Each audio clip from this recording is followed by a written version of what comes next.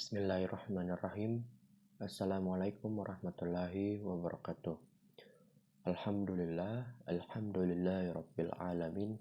Wassalatu wassalamu ala asyrafil anbiya'i wal mursalin sayyidina Muhammadin wa ala alihi wa sahbihi ajma'in, amma ba'd.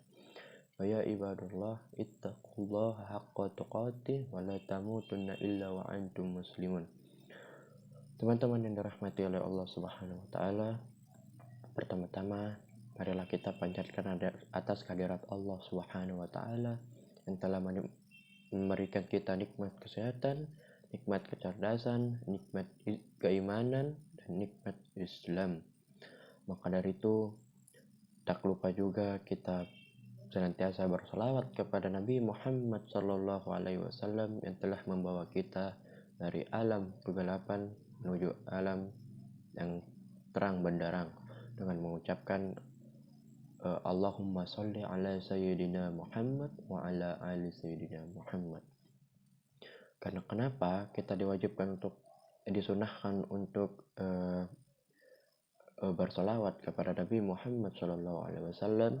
Karena barang siapa yang bersalawat kepada Nabi Muhammad sallallahu alaihi wasallam, maka Allah akan bersalawat juga kepadanya. Di dalam riwayat lain, ia mendapatkan 10 pahala kebaikan dan ia berkesempatan ingin mampu mendapatkan syafaatnya Nabi Muhammad sallallahu alaihi wasallam. Dan perlu diketahui bahwa bukan hanya yang masuk neraka yang diberikan syafaat agar bisa masuk surga oleh Nabi Muhammad sallallahu alaihi wasallam, tetapi orang yang masuk surga pun bisa mendapatkan syafaatnya Nabi Muhammad sallallahu alaihi wasallam dengan ditinggikan derajatnya di surga dan hingga bisa mencapai setara dengan derajatnya Nabi Muhammad sallallahu alaihi wasallam di surga kelak.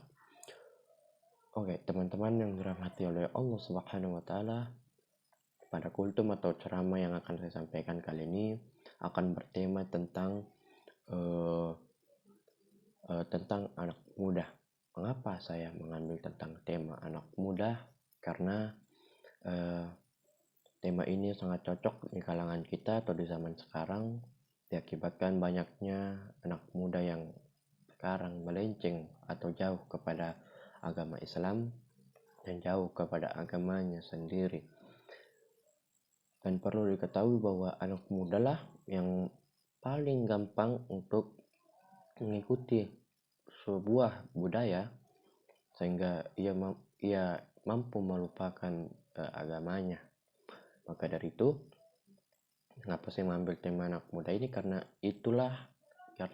saya ingin atau berharap agar anak muda yang atau orang-orang yang mendengar apa yang saya sampaikan bisa kembali kepada Allah Subhanahu wa taala.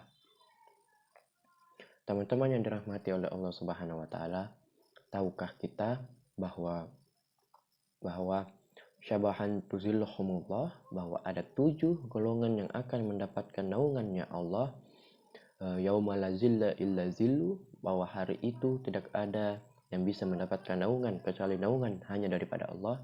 Maka salah satu di antaranya yang mendapatkan naungan dari Allah adalah syabun, anak muda, nasyafi ibadatillah, anak muda yang tumbuh di dalam beribadah kepada Allah. Dan mudah-mudahan kita adalah salah satu dari golongan tersebut. Maka dari itu, teman-teman yang dirahmati oleh Allah Subhanahu wa taala, saya ingin menyampaikan dan berpesan bahwa jangan pernah untuk jauh daripada Allah dan jangan pernah takut untuk senantiasa berada pada lindungannya Allah. Karena barang siapa yang berada pada lindungannya Allah, maka Allah akan melindunginya. Dan barang siapa yang yakin kepada Allah, maka Allah akan senantiasa mengangkat derajatnya. Maka dari itu, teman-teman, jangan pernah jauh daripada Allah dan senantiasa tingkatkan kualitas iman, tingkatkan kualitas ibadah, dan tingkatkan iman kita. Karena yakinlah teman-teman, jika kita yakin kepada Allah, maka Allah akan senantiasa selalu memberikan rezeki atau memberikan hal yang kita inginkan jika kita meminta hanya kepada Allah. Jadikan Allah satu-satunya Tuhan dan jadikan Allah sebagai zat yang selalu kita ingat. Karena jika kita mengingat Allah dalam keadaan kita senang, maka Allah akan mengingat kita ketika susah. Maka dari itu teman-teman, sebagai kesimpulan yang pertama, jadilah sebagai anak muda yang senantiasa berada dalam naungannya Allah. Yang kedua, jadilah anak muda yang senantiasa tumbuh dalam beribadah kepada Allah. Dan jadilah anak muda yang senantiasa selalu yakin hanya kepada Allah. Mungkin ini yang sempat saya sampaikan. Mohon maaf bila ada kekurangan.